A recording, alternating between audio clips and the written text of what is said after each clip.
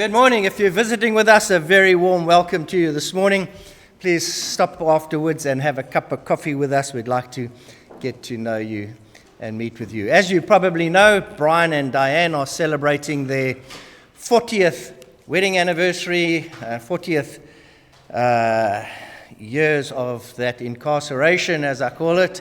Apparently, it's the Ruby wedding anniversary, and Bonnie was saying to me this morning, why do you have to wait for 40 years before you get rubies? Yeah, I got the hint.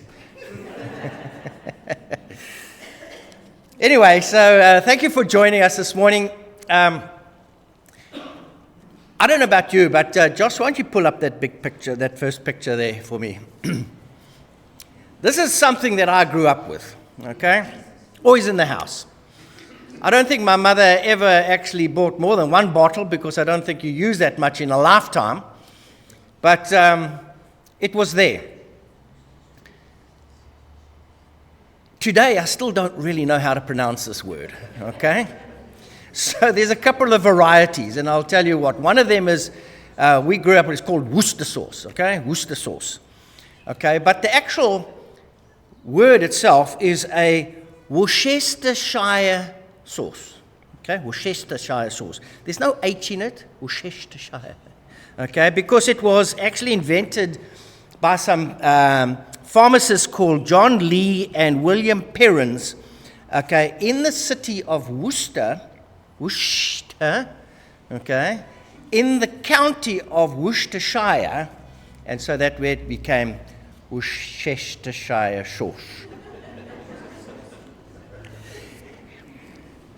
And it's not wash your sister sauce either. Although growing up, I suppose it would have helped if my sister did wash every now and then too. But they did it by fermenting anchovies. So if you didn't know that and you don't like anchovies, this is not for you. This is fermented anchovies are used in the preparation and the manufacture of Worcestershire sauce. But I battle sometimes with pronunciation of some words. And another word that I really battle with is statistics. Okay? Actually, it's statistics, but I always kind of, when it comes out of my mouth, it always comes out statistics. Statistics. Okay? So that's really not a word that I'm comfortable with saying. But I'm fascinated with statistics. Okay? And I actually wear this thing on my watch, this watch. It actually does tell time, but it's actually really not much of a watch, other than it is a data gathering of statistics, okay? And so I use a program called Strava, which I download onto my my app on my phone, and every time I actually do any type of exercise, I hit the button, and whatever type of exercise I choose, whether it's cycling or running or swimming or jogging or hiking or whatever it is, I hit the button and it records all the information that my body is telling it over that period of time that I'm exercising. It downloads into Strava, and the first opportunity I get when I get back from the exercise is I stop to download the information, and then I go into this program and I try and figure out what happened. And so it tells me how far I rode, how fast I went, how many hills I climbed, what the average speed was. It tells me my heart rate. It gives me all of the statistical data. And then I read this data, and then it also tells me how did I do against my previous times that I actually did the same exercise or went over the same area. And then it also tells me, how did I do against Spencer and against Brian and against all of the other guys that rode with me? How did I compare to them? I love data. It just grabs me. So when doing all this thing, the other day at our life group, and you'll please excuse me, the people that are in my life group, I'm going to just go through some of the stuff that we dealt with the other day. But in our life group, one of the questions that came up was, how do you answer somebody when they give you a question that you really don't quite know what the answer is, especially when it comes to talking about Jesus? And so one of the challenges that we gave each other was to go away for the week, come up with some of the questions that you could get asked by perhaps an atheist, and then go and research how you would answer that question and bring it back to the life group and share that information with you. So the question that I gave myself was, how do I know that the Bible is real? So I want to just put that out there for a second and move to this next picture.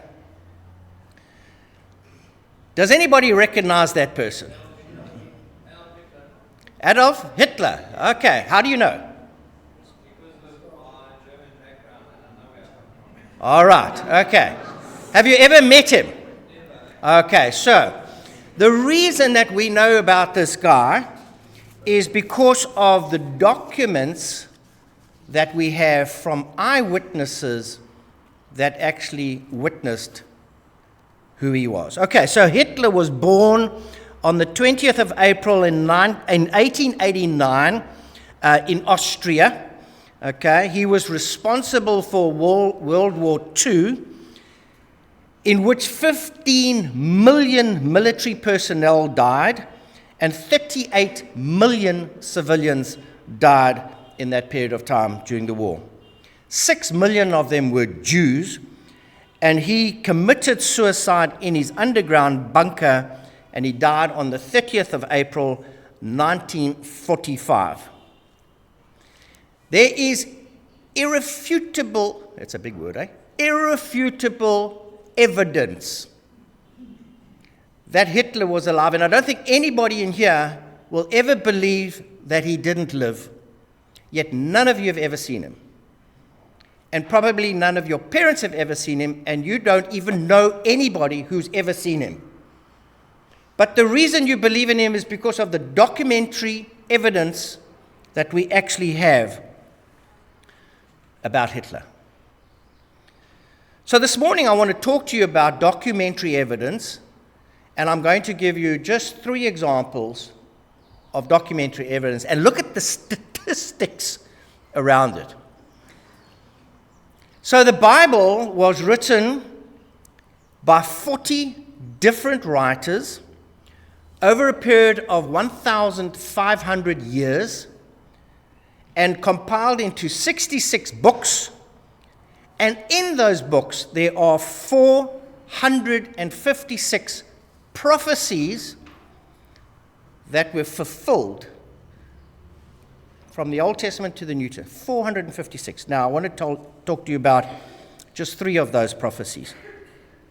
So we're going to look at what are the odds, okay? The statistics. What are the odds that the events that in the Bible are true?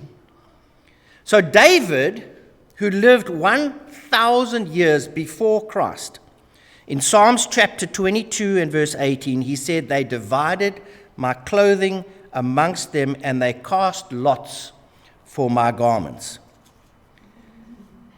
And Matthew, so that was Psalm 22, 1,000 years later, in Matthew we read, 27 verse 35, "And when they had crucified him, they divided his garments amongst them, casting lots."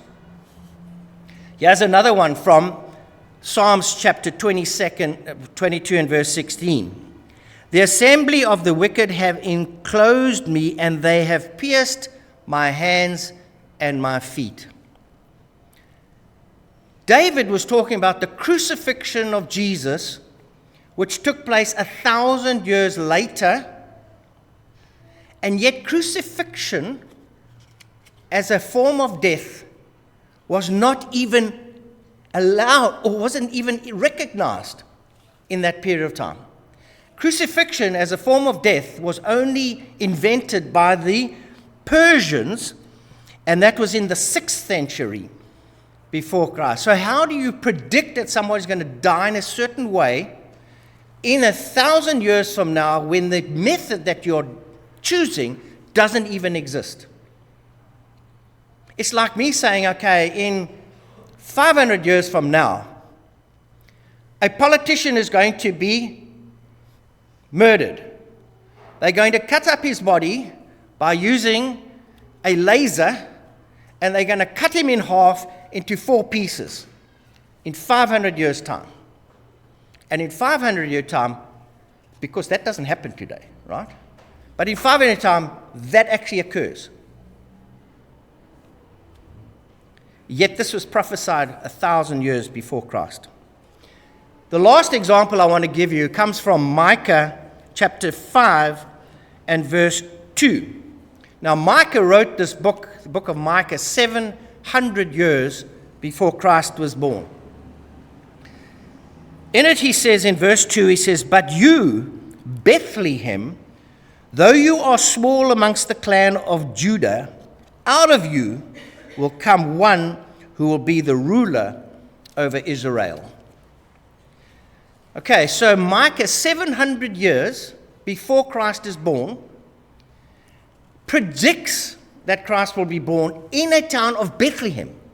It's like me saying once again that in 100 years from now, in Richmond, outside of Maritzburg, is going to be a king is going to be born, and he's going to be the ruler of the world in 500 years from now. That sounds bizarre, okay? Now, the probability, the statistical, mathematical probability of that has been worked out by scientists, and it turns out that the chances of that happening 700 years later is a probability of 1 as to 300,000. Okay? So that's quite a big number. That's one prophecy. 1 as to 300,000. So now I want to go back, and I want to go back to the scripture reading that we had this morning in 1 Corinthians chapter 15, verse 3 to 8, and I'm going to read again and look for the words here about documentary proof and eyewitnesses.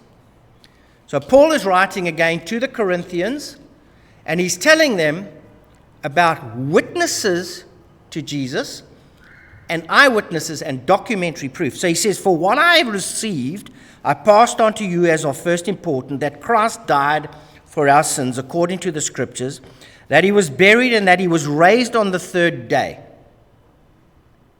According to the Scriptures, that he appeared to Cephas and then to the 12. And after that he appeared to more than 500 people, of brothers and sisters at the same time. Most of them are still alive." So when Paul was writing this, the people that had witnessed Jesus dying and his resurrection were still alive. He spoke to them. They witnessed it. And he documented it. He wrote it to the Corinthians. He says, "I was there. I spoke to these people. They witnessed it. I wrote it down." Then he appeared to James, then to the apostles, and then last of all, he appeared to me. Remember, on the road to Damascus, Jesus appeared to Paul himself. So Paul gives a list of people to whom Jesus actually appeared. These witnesses to the resurrection include the Apostle Peter, James, the brother of Jesus, and most intriguingly, a group of more than 500 people witnessed the resurrection of Jesus the resurrected. Now, I want to give you just some idea of just what numbers actually come to, all right? So if you can pull up the next slide, I want to show you what $1 million looks like. Okay, now I'm going to use dollars because the dollar still comes in a note, whereas a rand comes in a coin. Okay, so I'll use dollars as an example. So if you look in the first picture right at the top there, right at the guy's feet, okay, is a little pile of notes. And that is $1 million of notes at his feet. You can see the size is a bit small, okay? The next block here at the top is a pallet. Now, I'm sure you understand what a pallet is. A pallet is a piece of wood that can be picked up with a forklift and be lifted up. And on that pallet, full to the top of that pallet is $100 million. That's how big $100 million is. The next block is if you are a politician in South Africa. This is your group, okay? That's how many. That is 1 billion. 1 billion, okay? That's what it would look like. If you had to compare it with your 1 million, that's 1 billion, okay? 10 pallets stacked up. Now, if you think that's big, this is what 1 trillion looks like, okay? That's a person standing there. The pallets are double-stacked pallets, and that's how much makes up 1 trillion. Now, I want to go back now, put that aside, put that in your mind. This is the size of numbers, and I want to go back and I want to show you what are the probabilities of the Bible being true in numbers, okay? So if you go to the next slide, we can see that the way that mathematicians will depict what 1 trillion looks like, okay, is 10 to the power of 12, okay? So it's got 12 noughts after the 1, 10 to the power of 12, okay? Now, bearing in mind, remember how big that trillion looked like. Now, if you took 456 prophecies in the Bible and you had to mathematically put it on paper, it would be 10 to the power of 50. Okay? 50 noughts. 50 noughts, not 12, 50 noughts. So in other words, you take that $1 trillion and times that by 4. Okay? That's the probabilities that all of the predictions, all of the prophecies in the Bible actually are true today. It's staggering. There's irrefutable, nice word, irrefutable evidence that what was said in the Bible is true today. So any man who rejects that Christ is the Son of God is rejecting the fact that is proved absolutely more than any other fact in the world. Now that we've established the Bible is true, I want to come and talk to you about some absolute truths. Okay? Deuteronomy chapter 4, it says, "Do not add to what I command you, or do not subtract from it, but keep the commandments that the Lord your God and I give you." So what the Bible we have is absolute. We don't add to it. We don't subtract to it. And the challenges that we have is sometimes you cannot select. You can't select out of this Bible what you want to believe, okay, and what you do not want to believe just to suit your own narrative. So many times you come across people, yes, I believe the Bible, but I don't really believe that. Or I don't believe this. Or I don't believe that. Or I don't. And some of the things are, okay, well, maybe I don't have to come and worship in a service. Okay, I can do this on my own. I can do it on the beach. But we'll come across some of those things shortly. In Exodus chapter 20, we read in verse 3 to 5, it says, "Thou shalt have no other gods before me." This is a commandment that we read in the scriptures. Pull up that next slide for me, please, Josh. I don't know if any of you know who this is, okay? But if you got your bed stacked on bricks, then you know who this guy is. He lives under the bed, okay? And he comes out and he will bite you if your bed is not on bricks. Now, I make light of that fact, okay? But we believe stuff like this. And I know this might be on the large extreme, okay, on the one side. But the Bible is the truth. It's 100% truth. No additions, no subtractions. And so we got to look at some of the superstitions that we might have, and we just add to the scriptures when we might not think we're adding it to the scriptures, but we are, okay? When we look at some of these things like the Tokolosh, okay, we might say we want to go to a fortune teller to find out what the future holds. That's not in the Bible. We might look at astrology signs. I'm an Aquarius. That's why I am like I am. I'm Pisces. I'm this, I'm that. Okay? And this is determining my future. Touch wood. And you always touch your head. Okay? Touch wood. Touch wood, touch wood. Superstitions that if you don't touch the wood or you don't touch your head, you're going to have some bad things happen to you. What about when you spill some salt and you've got to take the salt and you've got to throw it over your left shoulder, okay? Because if you don't do that, bad luck's going to come to you. All right? A black cat walks across your path. Bad luck. You're going to get bad luck. All right? Tarot cards. Okay? You read the cards. Oh, the card fell out. It's the devil. Oh, I'm going to have some bad luck here. What if you break a mirror? 7 years bad luck. Nothing for you. Bad luck. 7 years, okay? And of course, our friend the Tokolosh. Any of these superstitions that you have are not from God. Because if you believe in superstitions, if you believe that something that you do, you physically have to do, is going to determine whether you get good luck or bad luck, it means that your faith in Jesus needs to actually have some work on there. So superstitions, believing that doing things or not doing things will bring good or bad luck, these are beliefs that are outside of Jesus, and therefore they are of Satan. And such beliefs mean that Jesus is not enough in your life.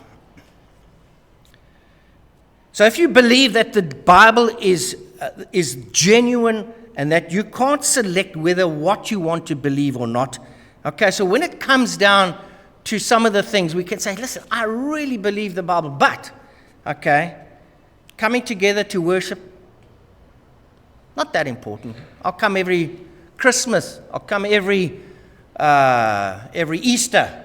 The Bible is very specific. Do not forsake the assembling of yourselves together as the habit of some is. What about taking the communion? Okay? On the first day of the week, the disciples gathered together to break bread. It wasn't something that you do once a year on Christmas. It's something that you do whenever you get together to break bread as you do in assembly. Baptism. Yeah, I'll get baptized maybe one day. Or I'll wait until the end of the month when everybody's getting baptized together. That's not scriptural. That doesn't come from the scriptures. Praying, tithing, giving. Bring your whole giving into the storehouse of the Lord, and he will bless you. These are explicit instructions. These are not, maybe I will believe some of it and I won't believe some. You either believe the whole Bible that has got 1 to the 50th decimal percentage exponential truth. So coming back to the scripture that we read from Corinthians, we have documented evidence.